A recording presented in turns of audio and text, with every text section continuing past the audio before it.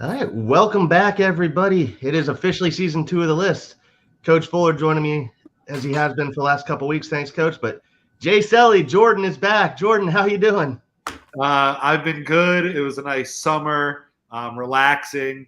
I know we're a social media platform, but it's really a beautiful thing when you take a little bit of a break and focus on what's around you rather than what's on your phone. So I'm a huge advocate for that, but I'm also very happy to be back. We're closing in on the season, and here we go. You said veterans report tomorrow. I believe Is that so. what it is? Yep. So I came back just in time. And of course, not to upstage you, Jordan, but you also return as Miami Dolphin legend. Richmond Webb joins us for another episode of the podcast. Richmond, how's it been, man? Brett, Coach, Jordan, what's up? What's up, guys? I think you said the magic word. I think what everybody's been waiting on is, training camp starts tomorrow. The veterans, the rookies are already there, but it's a long break. Basketball stops, and been watching baseball, but I really get into baseball once the playoffs start. But I think Richard, who's everybody, your baseball team? huh? Who's your baseball team? Well, I live here in Houston, so it was kind of ironic. Not last week, the week before, me and my wife went to Astros game, and they were playing the Miami Marlins. And back when I was in Miami, it used to be the Florida Marlins, but they changed the name and stuff. So I kind of thought about that and gave a little chuckle, but a lot of people didn't know what I was laughing about. But I root for the Astros, since we live here in Houston and stuff like this. So they've been doing pretty good. Yeah. Now, the other big question before we get into Dolphins is how many of you guys have been playing since it's back NCAA football for PS5 or Xbox? Oh, too much of it. I still have a couple weeks left here before I got to report back to school. So every single one of those hours that I have free have been spent on that right now. It's great. Got some dynasties, got some road to glories going. We could talk about that at a later date because we got some important stuff to talk about today. But be sure I will be updating everybody on my dynasties as we go along. Real quick, again, with season 2, we are now streaming on multiple platforms, Twitter, YouTube. We might add Twitch and Instagram eventually. And thanks to Coach Fuller, as he found out today, was how much a pain in the ass it is. He got us now. For all you Apple users, we will be on Apple as well, since I know a lot of people have said they don't listen to anything unless it's on Apple. So we'll be good to go going forward. And of course, we will have short form video content thanks to Mr. S and to our intern Donovan Muffin, as they will produce the short term videos for each episode, and they are doing a good job. But the day before camp, I thought it was going to be a very stress free, just talk about preview camps. Richmond coach Jordan, we find ourselves the day before continuing to talk about Tua's extension or lack thereof. Don't know if you guys saw this, but Adam Schefter today said he didn't think it was as close to being done as Jordan Love and the Packers. But then he kind of clarified he thinks it's more about the guarantee and not the money. So it's not like, it sounds like it's not like Robert Hunt and Christian Wilkins were last year where they weren't even close on money. Don't know if you guys have been on Twitter today, but half of the Dolphin fan base is panicking. Half is going back to being Tua haters. I'm just in the point that I don't care. I am tired of talking about Tua's extension. I will only worry when he is suiting up for another team. Richmond, since you're the one of the four of us who's actually been involved in contract talks, extension talks, what is your thoughts on this? And also, just for me, I think I'm old enough to remember, and everybody else is too, where people held out all the time. So I don't even think it's that big of a deal. All the contracts don't just go smooth. I mean, that's why they call it negotiating. And I think the thing is, a lot of fans pay too much attention to the reports that come out. Every day is something, this and that, and it moves the needle, and everybody can't handle the information. If they think it's going to be a long holdout or whatever, they start forming opinions in their head, and you really don't know enough about the situation to let it swing your emotions like that, unless it's just some discovery that everybody's talking about. I do truly believe that the Dolphins want Tua there. I do believe that he wants to be there, and I believe that the deal will get done. But I think you said a important thing, Brett. I think it's probably about guaranteed money. I think, and that's smart on Tua's side if that's the holdup, because the number can sound good, but guaranteed is what you really should look at to say, okay, if all else fails, this is what I know I can pretty much know. If everything doesn't happen the way or doesn't go the way, I know this is the amount of money that I know I can set on and say this is what I'll receive versus some big number, and you're not guaranteed to get all that compensation. So I just try to tell fans to relax. It's a process. I think the Dolphins have came out and said, and I think you're right. I don't think it's a Christian Wilkins, Robert Hunt deal. They definitely want Tua. They look at him as the franchise quarterback, and the deal will get done. So we just got to be patient. Hey, everybody would like it to be done, but that's not realistic. That's life. But yeah, we're gonna be okay. Just tell them we're gonna be okay. But I'm with you, Brett. I'm tired of talking about it. It's gonna get done. We just need to find something else to talk about. That's why I'm glad training camp is starting, because when it's not enough information out there, it just gets repetitive and redundant, and it wears on you. So I'm glad training camp is starting. That's a breath of fresh air for me. Yep. Coach, I know you and I talked about this a couple of weeks, and you basically said you think the numbers are done. It's just figuring out stuff. That's exactly it. They're just, the numbers are done. They're just figuring out how it's going to get paid.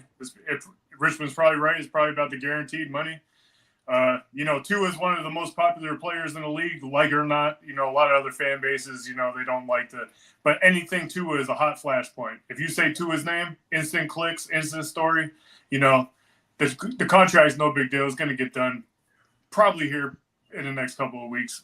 We'll see what happens. It really doesn't bother me like it does everybody else. Yeah. Jordan, it's great for you to come back to this too. Like, think we get away from it, and then it's just, people are saying that Jordan Love is going to reset the quarterback market when his deal comes funny. out. Did he re-sign today, or did he extend it? No, that hasn't happened yet. They said he's actually not going to practice until the deal's done. So now the question is, will Tua practice? I think Tua is going to practice. I'm hoping Tua practices. It's funny because I've been staying off as much as I can. But this is, I think, a topic where until a deal gets done, the conversation of, is Tua good? Is he not good? Is he our quarterback? Is he not our quarterback?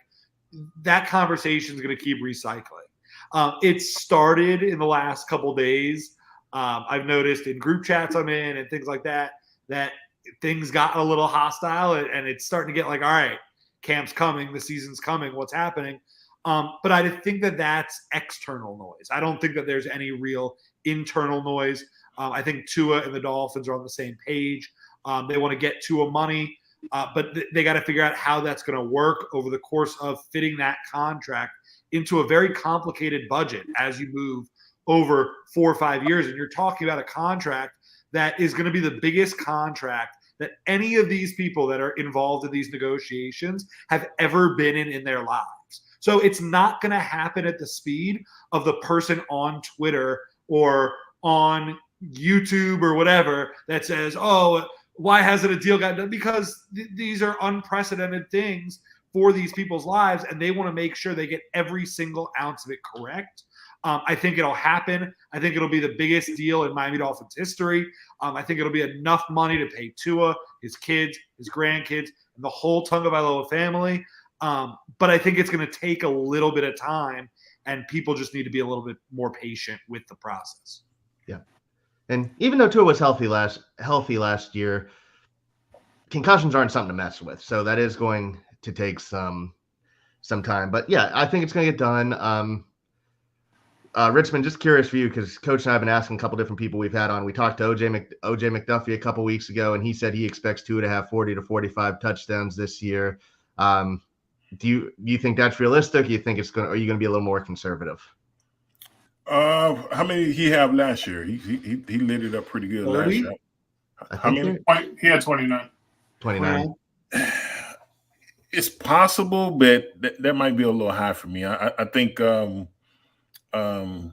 if he averages, You say 40, 45. That's 2 to 3. Yeah, 3 would be like 51. So that would be lighting it up. I think Dan had 48 in 16 games, just averaging 3 a game. So I'm not saying it's not impossible, but the way this offense goes and how explosive it is, as long as everybody stays healthy, it's not like unattainable, with the type of talent we got at the wide receiver position, adding like a guy like Odell Beckham, and then you got Mozart and Achane coming out the backfield, little toss pass here and there. It's like a guy misses a tackle and it's a foot race to the end zone. So, Juice might be right on that one. But I think definitely close to 40 is attainable, as long as everybody stays healthy. I think that was part of the problem that hurt us toward the second half of the year. We started getting some injuries. So that's it plays a vital part in attaining some of the goals that you want to have. But yeah, I could see it, but I'll say probably 40 easy. Yeah. Yep. And I see our Twitter admin, Mr. S, has joined us in the chat. He is undefeated on Twitter. He keeps going viral. He keeps getting into fight with Patriot fans, which is always nice. He still went 0-6 when it came to his picks last year when he started doing his pick'ems. And I'm never not going to give him crap for that. But so, he did Brett, mention. Pause for 1 second because I want to get something on air. We have about 300 people already with us. So a little behind the scenes, me and Mr. S, we speak on Discord and haven't spoken in a little while.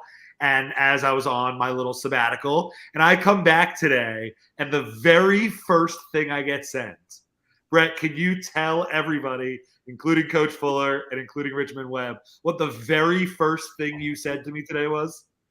Mr. S got himself locked in a room at work. For how long? 4 hours. They actually had to call maintenance to come and take the locks off the door. He works at a betting place in Swansea, so he just messages me on WhatsApp and is like, I am stuck in a room, and I'm like, okay, I need more context, as he says. What are we talking about? But yeah, that's the first thing. And Jordan's just like, I need more context. So I thought bringing it up on air would get him to give me more context. Yeah, but it's not happening. But now 325 of our closest friends now know this story as well. Uh-oh. But what I was getting at was he said talking about all the big extensions. And we got the 201 out of the way. I'm guessing the other ones he's talking about, I'm curious to get your three thoughts on this, are Javon Holland, Jalen Phillips, and I guess there's rumors of Tyreek Hill maybe getting an extension too. I don't think we're even going to touch Jalen Phillips until after the season. Coming off the Achilles, I don't think we're really going to hear much about him getting a contract extension until maybe mid-season. Javon Holland, as much as I love, I don't think he'd get an extension until midseason either, or right after the season. Just because as great as he is, as much as the analytics love him, I don't think the stats are there to back up making him one of the highest paid safeties yet.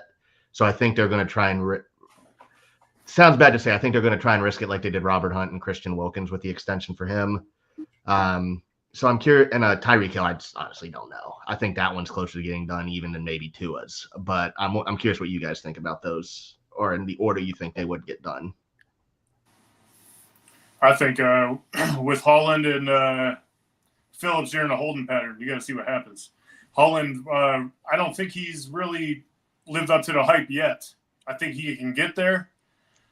You can see it. He's a good player. You got to see how he performs in the defense first. You got to give him a couple weeks.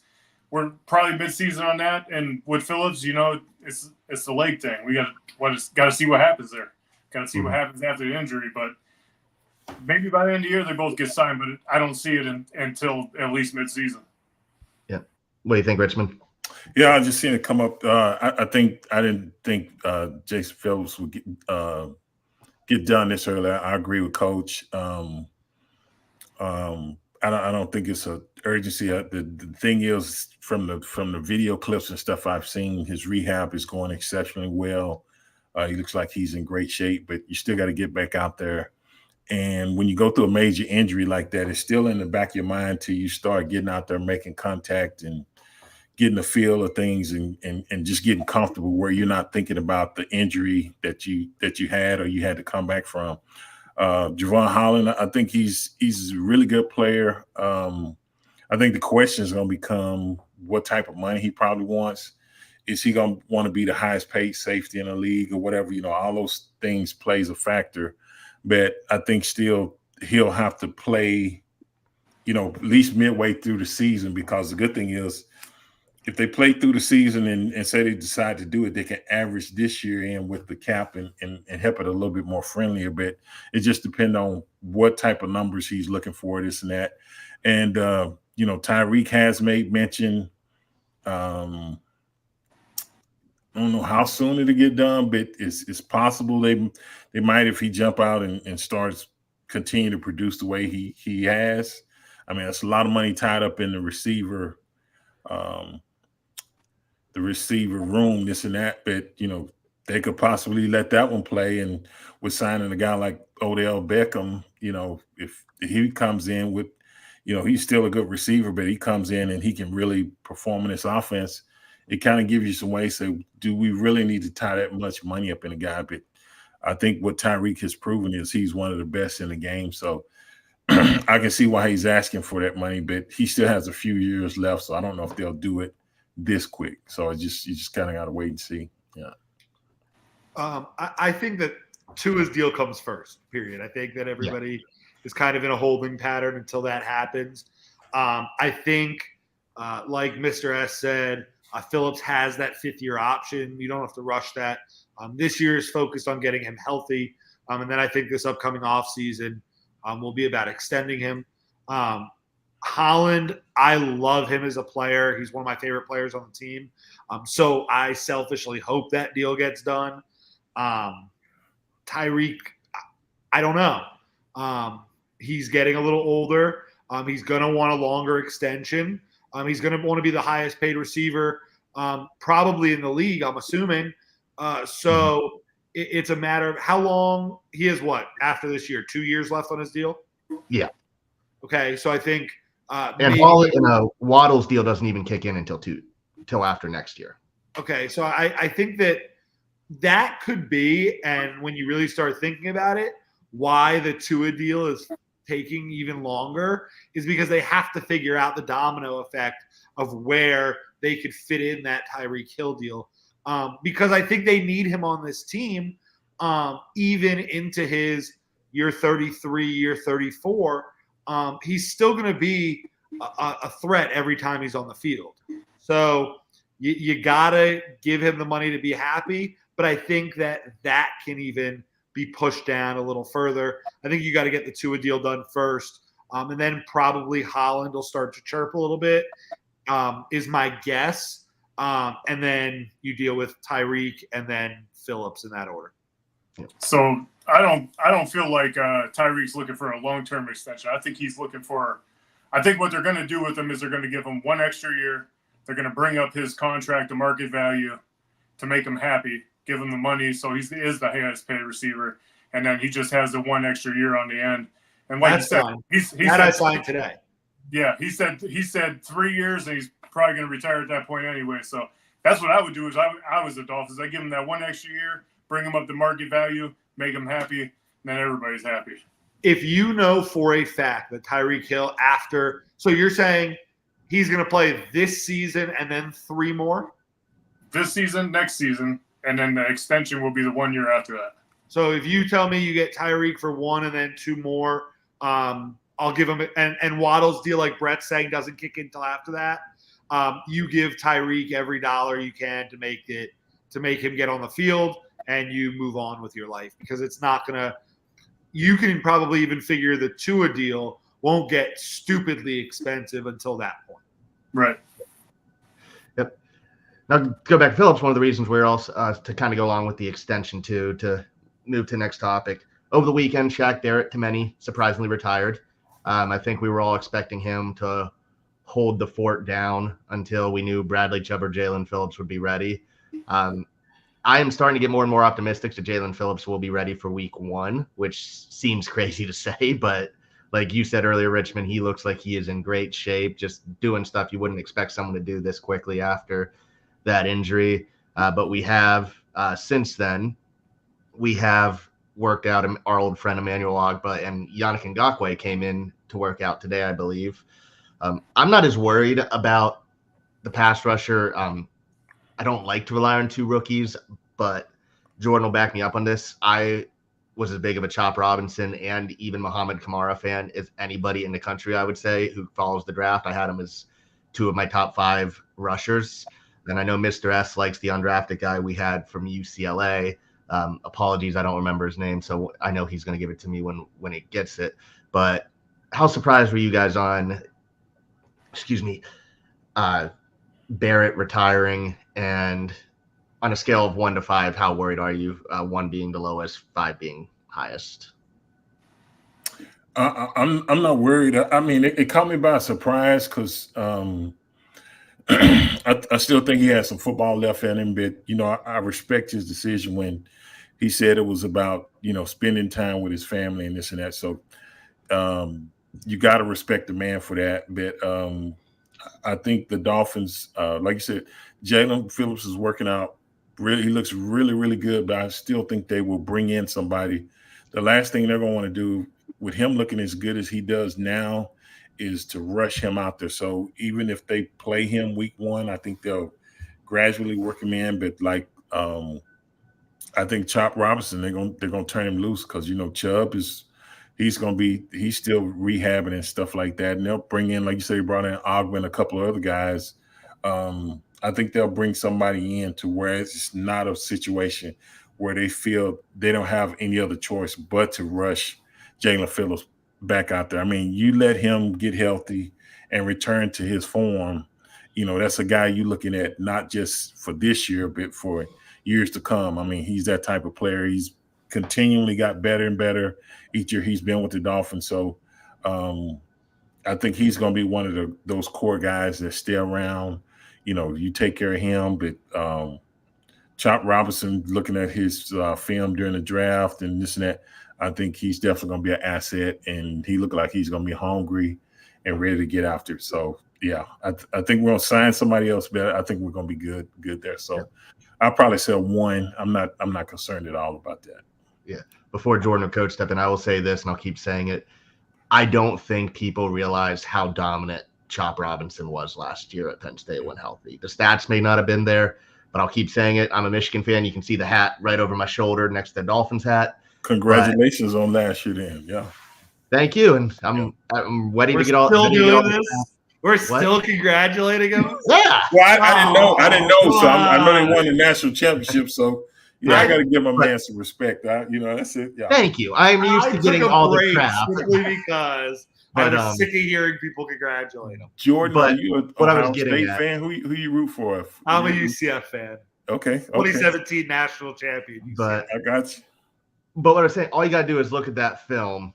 And yes, I do act like I was a part of the team, Mr. S, because I rooted there. I was at the game because Jordan suspended me because I pulled the Kurt Stallions thing during the Maryland game. But as I was saying, the Penn State-Michigan film, the whole reason Michigan didn't throw the ball was because the right tackle could not block Chop Robinson. So you just look at that, and Michigan has had the best offensive line in college for 3 years. Yeah. So that's how you gotta know. But Jordan, what are your thoughts on Shaq? When it comes to Shaq, you're obviously a little bit surprised because I think he even signed a 2-year deal with the Dolphins. But, at the end of the day, if it was basketball, if it was baseball, that's one thing.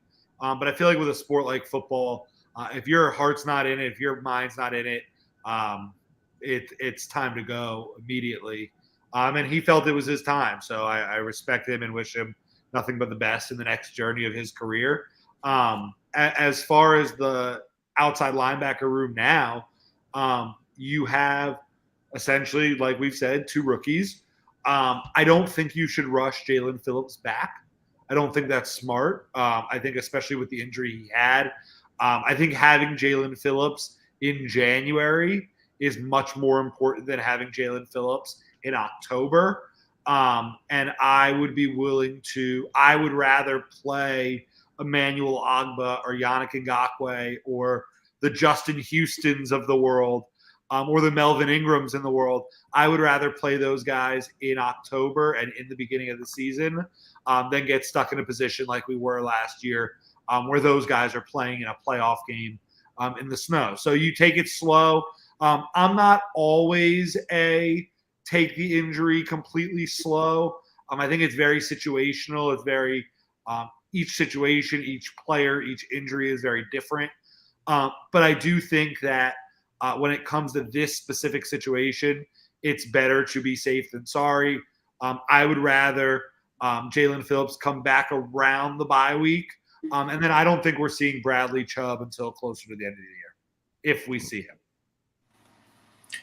Yeah, we're bringing in Emmanuel Ogbah, Yannick Njoku.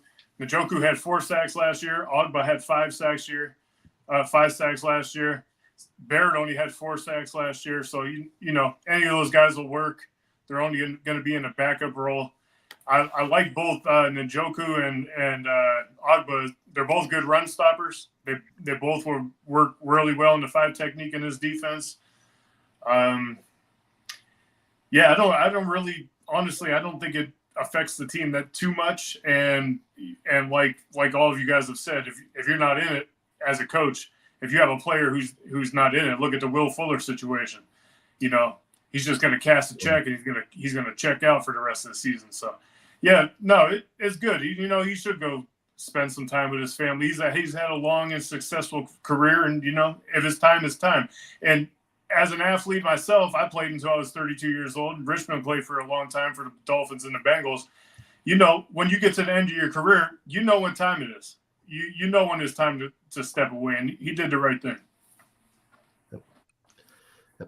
Now into the fun stuff as we get to talk a little bit about what we're expecting from the team going into camp, and we don't have to talk about contracts. I'm glad Richmond's joining us because it feels like the one thing we've talked about every year, basically since Tony Sperano, is what the offensive line is going to look like.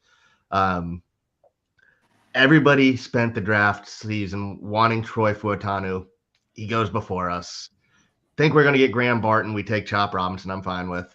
But it felt like everybody was like, don't draft Patrick Paul. And we drafted him in the 2nd round. But now everybody's going back and looking at Patrick Paul's tape. It seems like people are going, okay, there's a little bit more to work with than we initially thought.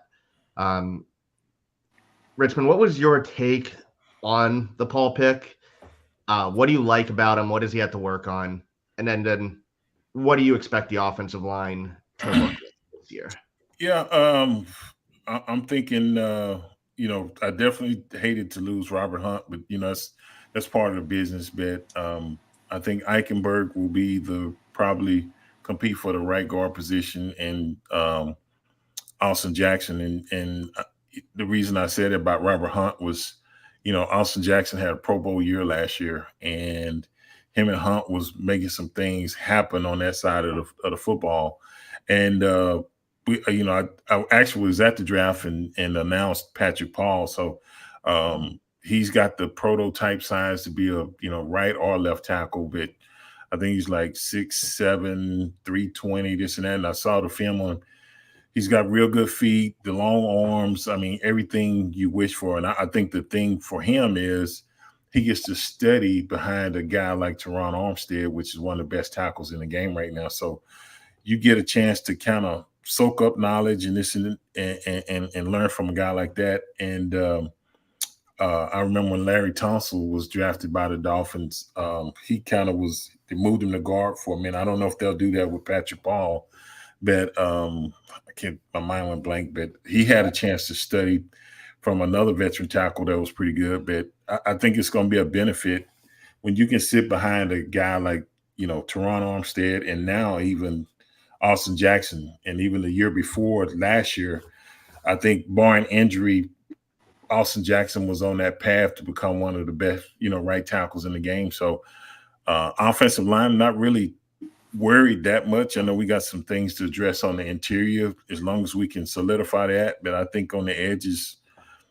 I think we probably got two of the best tackles in the game right now. And then with the addition of Patrick Paul, learning behind those two guys, he's going to be the future. I think Teron has already said possibly this could be his last year. And I'm sure he'll evaluate that again after the season. Sometime when you start getting close to the end, it's almost like a year by year.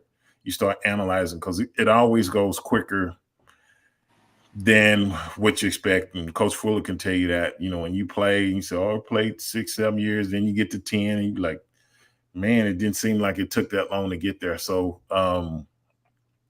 I think we're good at offensive line. So I feel good. And the main thing is just for this team is just staying healthy and not losing. Last year was the outside linebacker position. We really got hit hard, this and that. As long as you don't get hit hard like that and kind of weather the storm and the second half of the season keep going, I think we'll be fine. But I feel really good about this offensive line, and I think we got one of the best offensive line coaches in the game. I have two things. Number one, I think the tackle that Tunsil was next to is Brandon Albert. Is that correct? Brandon Albert, you're right. Yep, that's it. Yeah. So that's one. Two, so I've been gone. I haven't been on social media. So I have two questions. Okay. First, we like Patrick Paul now? I think people are looking back and saying his film is not as bad as they thought it was initially. Okay, so did Ghost say that? I don't think so. Okay. So that was question one. Number two, is Liam Eichenberg still penciled in starting at guard? I think he'll probably compete. I didn't say he was penciled in. But I'm curious. Their opportunity to probably compete for that slot. That's what I'm thinking. I don't know. So do we have any inclination as to rep one tomorrow, what the 5 is? I would probably say Ike gets first go, but from what some people have said, Jack Driscoll has looked pretty good in OTAs. Yeah, that's the guy. I think somebody in one of my group chats saw him in Chipotle or something and said he was really big, so we're rooting for him. Driscoll's the guy I think I'd like to see get the first crack, but you know what? I trust this group of coaches, and whoever they decide is the most cohesive 5. I'm going to go with. But then if it doesn't work and it's Ike, be ready. Hey, listen, I'm telling you, and I've said this multiple times already. I think Eichenberg is going to be a starter. I think he's going to do a really good job at it. I think he's going to turn some heads. The 6 games that he had to play this year, he gave up 1 sack at right guard. I think his only issue has been that he's been moved around too much. He's played center. He's not a center. He's played a little bit of tackle, guard on the left, but he's always been a right guard, and he never gets the opportunity just to be the right guard and stay at the right guard. So I think he's gonna be the starter, and I think he's gonna do a really good job. He's gonna turn some heads this year. Okay. We talked about offensive line coaches too. Richmond, you said we have one of the best. Butch Berry, I looked this up earlier. He is the first offensive line coach the Dolphins have had since Jim Turner to return for a second season. So we have had a different offensive line coach for 10 straight years. Wow. That's saying something there. Yeah. Yeah, so there's something to be said with that. And to Coach's point, we saw what Butch Berry did for Austin Jackson in 1 year. And Ike did admittedly look better at right guard. I don't want to see him play center ever again, but he did look good in the games he played center. And also, I think anybody like Richmond, you'll agree with this too. You can maybe lose one offensive lineman, maybe 2 starters. But the moment you get into where we're starting 3 backups in the interior in the playoffs and relying on our swing tackle and the 4-string tackle lot in Keon Smith, it's very hard for any team to get around that. There's no question. I think that's what a lot of fans don't understand is they'll say, well, you're playing in the NFL and you should just be able to jump in there and do this. But I'm like, it's typically a drop off between the guy that's the starter and the guy that's the backup, unless it's an up and coming guy that's he's playing behind a really good, strong five that, once his contract comes up, he's probably going to be afraid and go somewhere else. But it's typically a little drop off, and I think that's what fans don't understand. But Brett, I think you make a great point when you say, you lose not 2 but 3, and then you're doing patchwork, and that's why I got so much respect for Coach Barry, because he was able to maneuver, plug guys in different positions, this and that, and still get it to, work. It wasn't like with the starting 5 in there, but hats off the way those guys continue to fight and compete week in and week out, knowing that, hey, well, it was like musical chairs there at times. So, it's definitely a drop off, and that's something fans need to understand. It's not a knock on the players, but typically when you're back up, you normally have to learn to play both sides of it, whereas a starter, you're normally penciled in either right guard or right tackle, left. But you got to be able to play both sides when you're back up, because you just don't know what happens. So you got to be able to step up and step in and keep everything going. Richmond, last time we talked to you, I don't know if this was something that it was before or after the Tennessee game, but I think what also is going to help is when we get into the inside the 10, I hope we run more and not throw a bunch of end zone fades to Tyreek Hill every play. Yeah, and I think, I think Robert Hunt, like you say, the interior guys was out. And I think when, we started the season off, Jackson and Hunt, that was one of that combination that you could just run behind at any given time.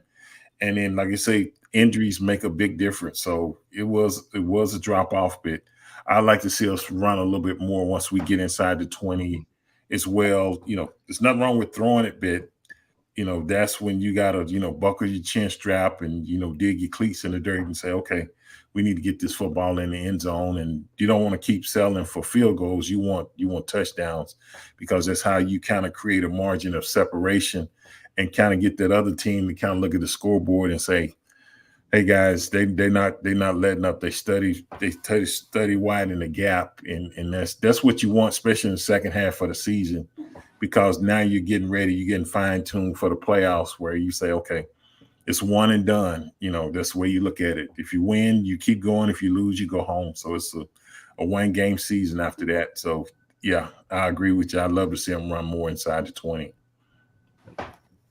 And to go with that, I think the other thing we can see is we have I would say an upgrade at tight end with Jonnu Smith, because it lets Durham Smythe do more what he's used to as being a number 2 tight end. Jordan, you and I think, I'll have to go back and listen, but I think when we start this podcast, we said that our 2 tight ends from last year would be 2 of the breakout players last year. And I think we got that wrong, but I will ask you, over under 3 touchdowns for the tight end room this year. Over. Wait, does Alec Ingold count as a tight end? You can, we'll say he's an H-back, so sure. Then yeah, over. I think it'll be 4. No, I think John will be a really big help inside the red zone, especially if you're looking at Tua getting closer to that 44 or 40 or 45 touchdown range. I think it'll definitely have to come with a little bit of help from the tight ends and the short passing game. Richmond, what does having a tight end like Jonnu Smith do for not just an offensive line, just knowing you can where you can basically say you can leave him on an island against some pass rushers, but also just having a big body like that who can just sit in the middle of the field and be a safety valve? Yeah, I think the thing is, Brett, like you said, he can definitely be a important, vital, important part of the running game with his blocking ability, but he's also a guy that you can flex out that, it makes it tough for a linebacker to cover him, and he's big enough to where even if a safety can cover him, he can use his body to shield and still make plays. So I think that's one thing that's kind of been missing from the offense is that possibly explosive tight end. So, a lot of time when you go 4 wide, you might go 3 wide with a tight end. Now, I think he has that capability. So it just gives our offense another dynamic to where it causes sleepless nights for defensive coordinators. You know what I'm saying? So I'm looking for, like when you said the over under was 3, I was like, yeah, we should blow that away pretty easily. We should, but we had 0 tight touchdowns. We did, but I really like the tight end we signed, and I think we will see a lot more production in the run game and the passing game this year from the tight end position. Yeah, I think it causes a lot of mismatches, and the last couple of years you really didn't have to guard over the middle of the field. Now you got Odell Beckham that's going to be going over the middle of the field, and that's not just by itself. He's also going to have our new tight end, Jonnu Smith, and sometimes Beckham will be outside, and it'll be Jonnu and Waddle in the middle of the field. So you're not just guarding one of them either. You're going to have to guard both of those guys over the middle of the field. So if you can get 600 yards out of Jonnu and 3 touchdowns and 500 or 600 yards out of Odell and 3 or 4 touchdowns, Miami's offense could end up being the best in the league this year. Yep. Jordan, I know you and I have talked about this too. So Coach Richmond, I'm curious to get your guys' thoughts on this. As the draft went on, and I know everybody was focusing on offensive line, and also signing Odell to Beckham, signing Odell, drafting Malik Washington, who I love. Like, getting him in the 6th round was a steal. I would have taken him in the 4th round. Drafting Jalen Wright in the 4th round, signing Jonnu Smith. My thought process was the coaches thought that the offensive struggles late in the year was less to do with the offensive line and more to do with the fact that the guys after Tyreek and after Jalen Waddle were just not giving you anything. Easy to pick on Chase Claypool because he's not here and he's in Buffalo, which makes it even easier. Tua's interception in the Buffalo game, the last game of the year, Chase Claypool runs a bad route, ends in an interception. Jordan, I'm not sure if it was the Tennessee game or you may remember, because I remember you talked about the route a lot, but Cedric Wilson in one of the 4th down plays late in the season in a game we lost, he just couldn't get separation from the guy guarding him. I think it was Tennessee, but I don't remember. I think it was Tennessee, and I think it was Chase Claypool. It was Chase Claypool still? I thought it might have been Ced Wilson. I think the Tennessee game was Chase Claypool. Okay. But either way, those guys weren't winning. So do you think that might be a thing, Richmond, where they're thinking, okay, we just need to upgrade Baxton Berrios as a slot, upgrade River Craycraft. Sorry to the River Craycraft huge fan on Twitter who supports us, but you don't want him as your number 3 guy as good of a blocker he is, but just how much do the Beckham, Washington also add and just make the life easier for everybody, including the offensive line? Yeah, I think, like you said, OBJ, when you get an opportunity to sign a guy that caliber as your number 3 receiver, that speaks volume, because you already know who your 1 and 2 are, and to be able to add a guy like that at 3, it's not really a slap in the face on the guys, but he's just a much better polished receiver that, he has the capability of playing the slot. He can play outside, so he can do it all. And like you said, you can move pieces. You can put Waddle in the slot. You can put Tyreek in the slot. Put those 2 guys out there. It's so many different combinations you could throw at a defense. But that's definitely an upgrade. So anytime you can upgrade your team, whether it's offense or defense, I think it's smart to do that.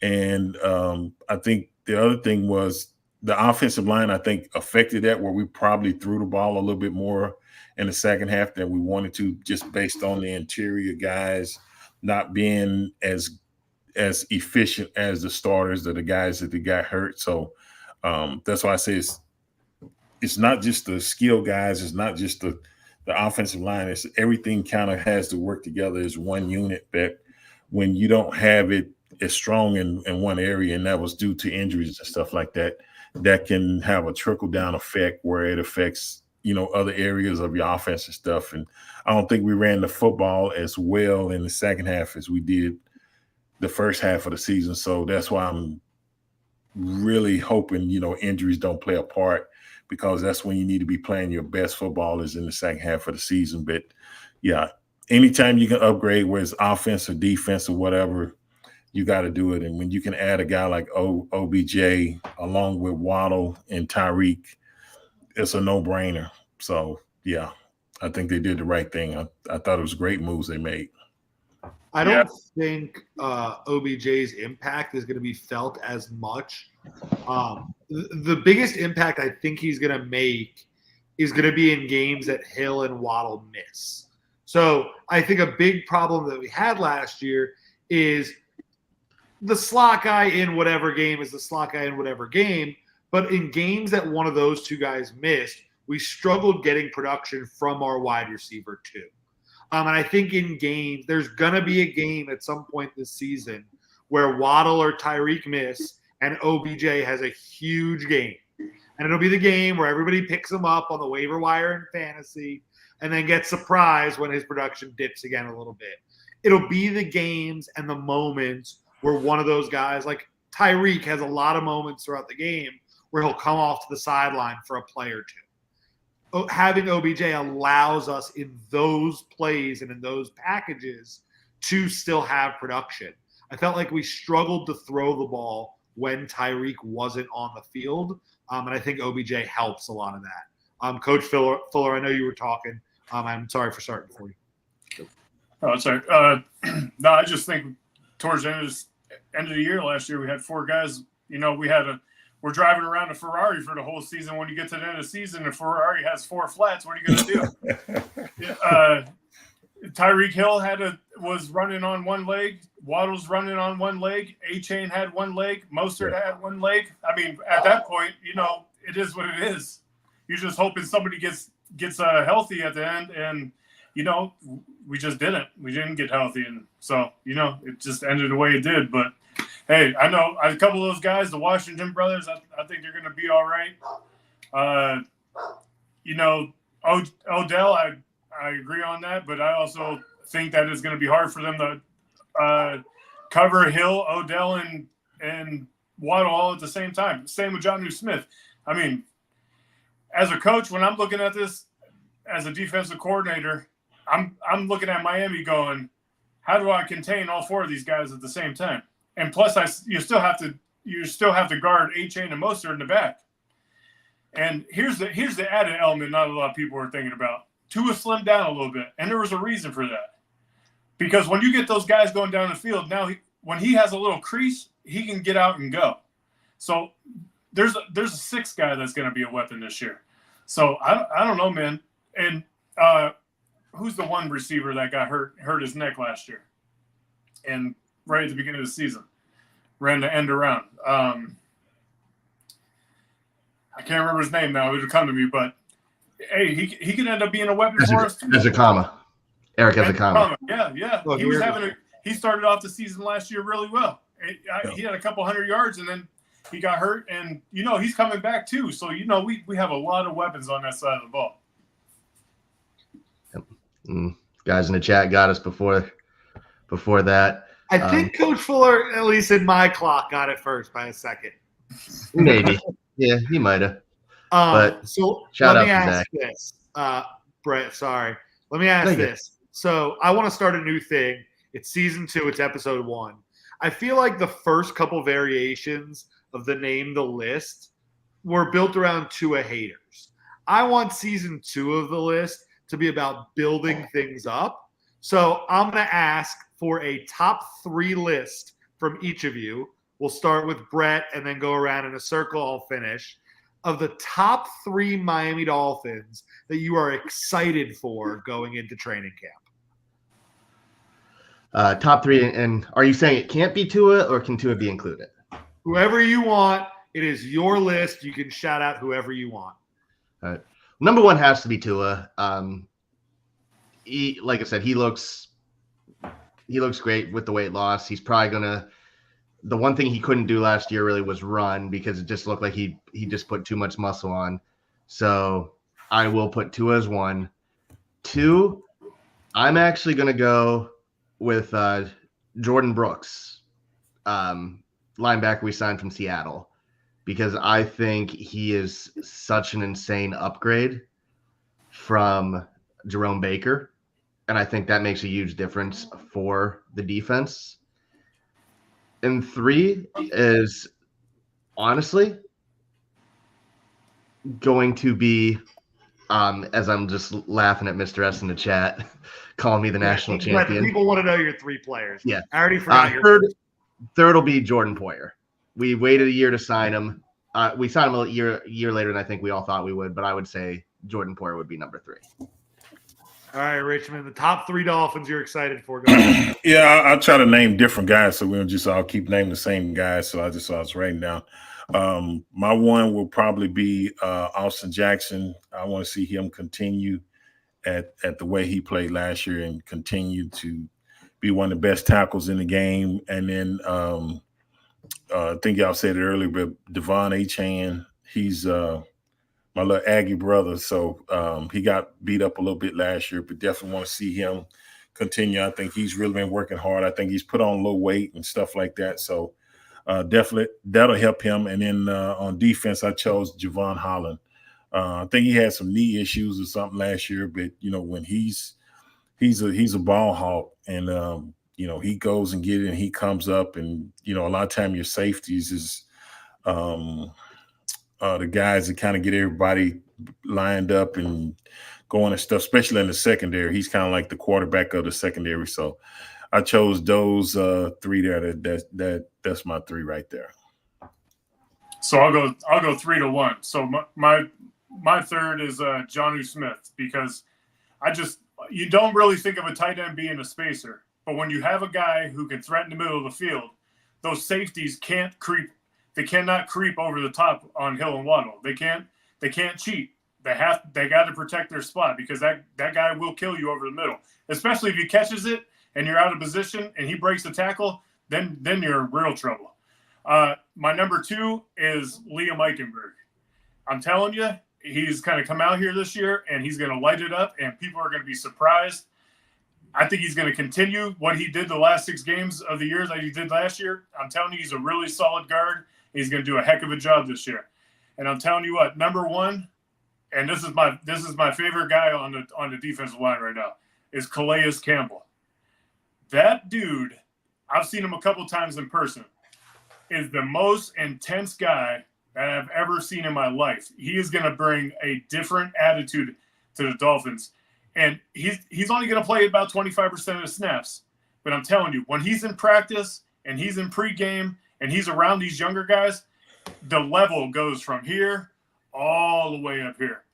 That dude does not play around, man. I'm telling you, watch out for Calais Campbell this season. Yeah, that's a great shot, as Mr. S just put there. I'm going to go, again, 3-1. My number 3 is going to be Cam Smith, who, again, as I'm putting Mr. S's tweet up there where he said Cam Smith at the beginning of the question, I think we're going to learn very early on in the process whether this was a Cam Smith issue or whether this was a Vic Fangio not giving him a chance issue. And I think that we're going to see Cam Smith thrive. And in a season where we really need another corner to step up, I think Cam Smith is going to be the guy that does that and surpasses a guy like Nick Needham for one of those boundary spots behind Fuller and Ramsey. My number 2 is going to be Chop Robinson. I think that now he's going to have an even bigger role than we anticipated going into the season, with Shaq Barrett retiring, with Chubb not being really that close in the process, and with Jalen Phillips still being unsure. Chop's probably going to be that main guy. So we're going to get a chance to get him some quality reps really early on. And the guy I'm most excited to see this season is Zach Sealer, because it's going to be his kind of coming out party not being right there next to Christian Wilkins. I think a lot of Dolphin fans know his name. I think a lot of inside the NFL people know his name. I think this is the year that a lot of casual football fans learn the name Zach Sealer. I don't think his stats will be that off the charts, but his play in the middle of that defense next to Calais Campbell on the interior that is so important for that run defense. I think Zach Sealer is going to be the guy that I'm most excited to see, and that is going to take a level to almost a Pro Bowl level. Yeah, and Jordan, to kind of play off that, because you mentioned Vic Fangio, going to ask a question to Richmond that Coach Fuller and I learned. So shout out to our friends Missy, Britt, and Jen, who do Sideline T, they interviewed Omar Kelly, and he basically said the defense hated Fangio last year. Richmond, we learned, Coach and I learned a couple weeks ago when we were talking to OJ McDuffie, unprompted, he just talked about how much he hated playing for Jimmy Johnson. Have you ever, or was there any coach that you noticed where you're just like, yeah, this has to change. This isn't going to work? Richmond, Brett just gave you the open floor to bash any coach you've ever had. I don't really bash coaches. I think some are more difficult to work with than others, and I think the thing sometimes as a veteran is when you kind of been there a while and you kind of know what works, or certain times a certain adjustments we need to make, and if you can't go to a coach and make suggestions and they're not receptive to it, it can make it tougher to work, because now he's not only making his job harder, he's making your job harder as well. Eventually teams figure out each other. I mean, that's why they study so much film, this and that. And a lot of times as players, we can come to the sideline and say, hey, I think this might work, this and that, and at least consider it. And so it was definitely I'm just laughing thinking about OJ and that bit. It was a little different. We were all Shula guys. I'll put it that way. That's what he said to be nice. And he said that to be nice. Like Jason Taylor, Zach, and we were all teammates, but that was more. Those guys came up under Jimmy, Sam Madison, Surtain. I mean, he did a great job. Drafted a lot of guys. So yeah, I was just kind of thinking that, but yeah, I just when it's your job, you got to kind of find a way to still be efficient and work and not make it personal. And that's always I've tried to approach my job or whatever. So it makes it easier to kind of deal with. You can only change what you can change and just do the best you can with the rest.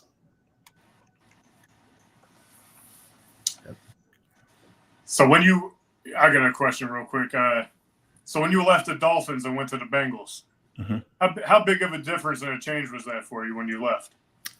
It was a huge difference. The thing I can say, Cincinnati welcomed me with open arms. I think the thing that I noticed right off, just being a veteran, and being in Miami, was the Bengals had so much talent. I think part of it when I first got there was that they had been in a losing situation for so long. They hadn't probably won throughout the 90s. And so it would be games that we would be winning, and one play sometimes would cause them to go into an effect to where here we go again, trying to fight that mindset. And that was some of me and the other guys that came in would try to like, man, y'all just as good as everybody else.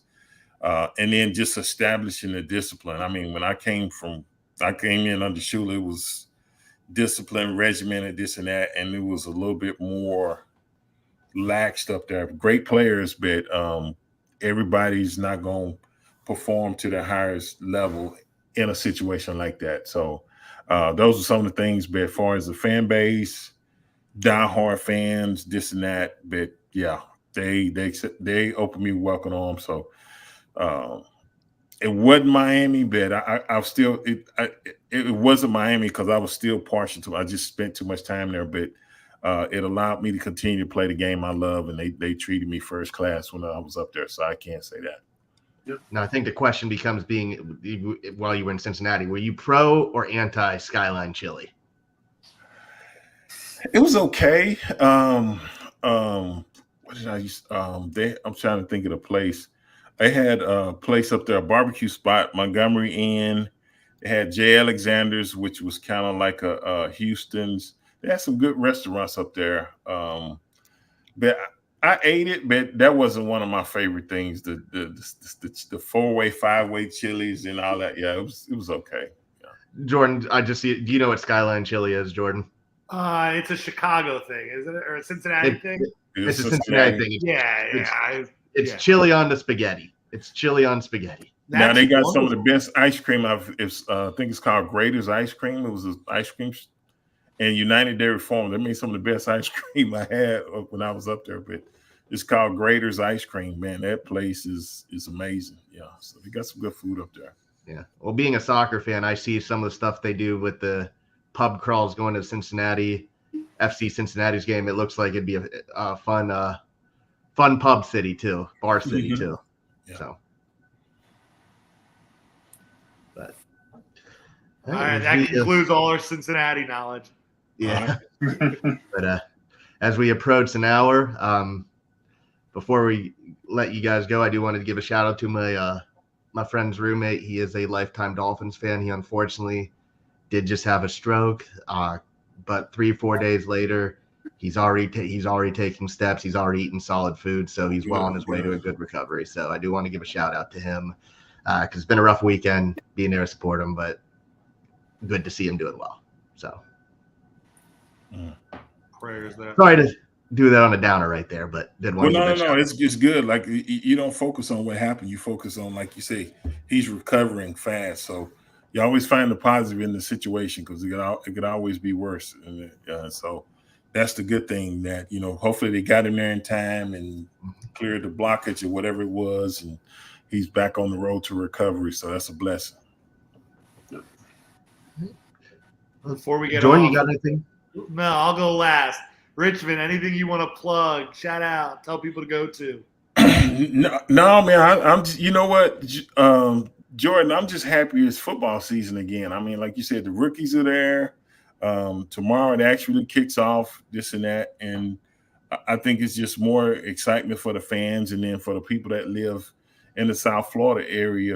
Some of them will be able to actually go watch practice. And I can remember when we used to go through training camp, the fans would come out and we'd have it's not like in a stadium, but we would have quite a few fans out there and go over and meet kids and sign, the autographs and stuff. So that was good times. That was always a breath of fresh air after that humidity and heat down there that, practice was over. You can go over and say hello to the fans. The games will be here before you know it. So yeah, that's good. That's all I got. I'm happy it's football season again. Coach Fuller, any parting words? And yeah, I just want to give props to everybody out there in Dolphins land. We got the Dive Bar podcast. We have the list now. Now we have Sideline T. We have a bunch of players that are new and former players getting in with the fans and jumping on here with us. And I just want to give a shout out to everybody doing it for the fans and, coming on and being with us. Thanks, Richmond. Oh, no. Thank you. Yeah, Richmond, thank you for coming on. Brett and Coach, as always, it's a blessing. Just continue to love each other no matter what goes on around you. And for the list, I'm just happy to be back. Yep. Season 2, everybody. It's looking like a good season. So with that, I think it's time for us to sign off. Peace, guys. Hope you all have a good night. Peace. See you guys. See you.